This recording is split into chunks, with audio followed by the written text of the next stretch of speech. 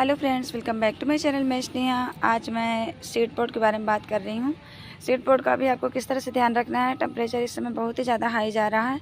हमारे यहाँ टेम्परेचर इस समय 48 टेम्परेचर हो रहा है और बिल्कुल मतलब कि हालत ख़राब है। ना तो घर से बाहर निकल सकते हैं, ना तो कुछ हम 9 बजे 8 बजे के बाद मतलब निकलना ही मुश्किल हो गया, इतना हाई टेम्परेचर हो गया है।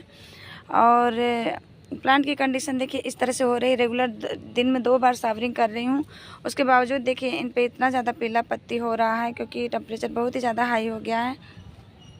तो इस कंडीशन पे हम सीड पॉट पे क्या ध्यान रख सकते हैं, तो अगर आपके पास ऑप्शन है तो आप इनको ग्रीन नेट के नीचे ही रखिए तो ज़्यादा बेटर रहेगा। आपके प्लांट हेल्दी रहेंगे क्योंकि इतना हाई टेम्परेचर इससे पहले कभी नहीं हुआ था। मतलब 40 डिग्री ही हमारे यहाँ बहुत ज़्यादा टेम्परेचर होता था। उसके बाद 45 तक, लास्ट ईयर 44 तक गया था और इस साल 2 दिन से 48 टेम्परेचर चल रहा है। अब आज का पता नहीं क्या होने वाला है, लेकिन अभी सुबह का टाइम है, सुबह के 7:30 बज रहे हैं और अभी 33 टेम्परेचर हो रहा है अभी से। तो दोपहर तक पता नहीं कितना जाएगा।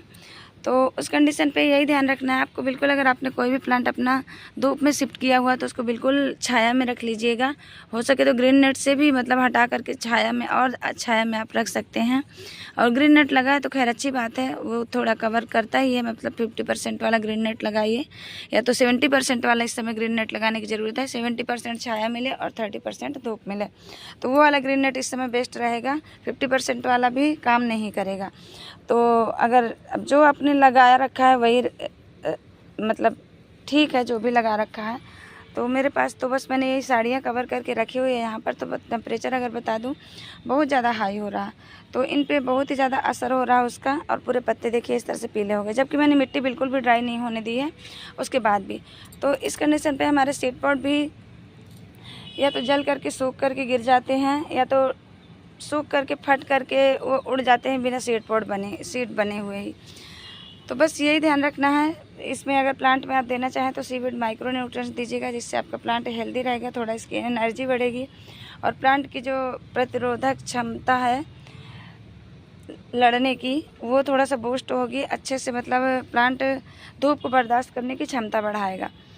बाकी और आप इसमें कुछ कर नहीं सकते। टाइम टू टाइम आप इन पे ध्यान रखिए। पानी का स्प्रे आपको करना है प्लांट में, लेकिन ये ध्यान रखिएगा कि सीड पॉट में पानी ना पड़े।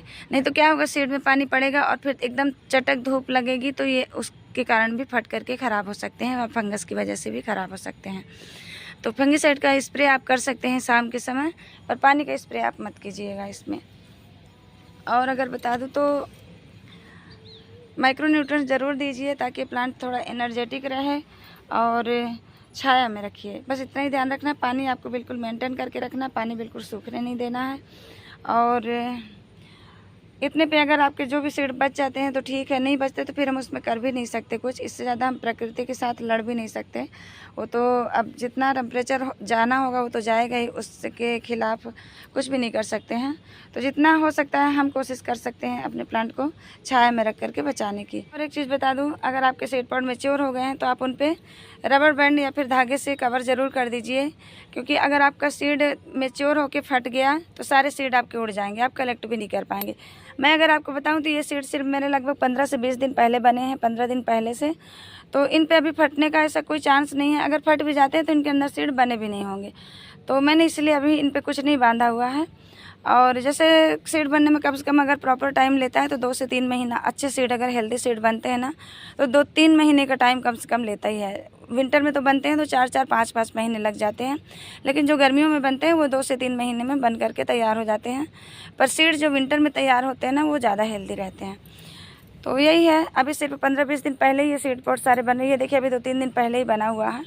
तो इन पे अभी रबर बैंड लगाने की मुझे ज़रूरत नहीं है, क्योंकि अगर ये फट भी जाएंगे तो इन पे मुझे सीड मिलेगा नहीं।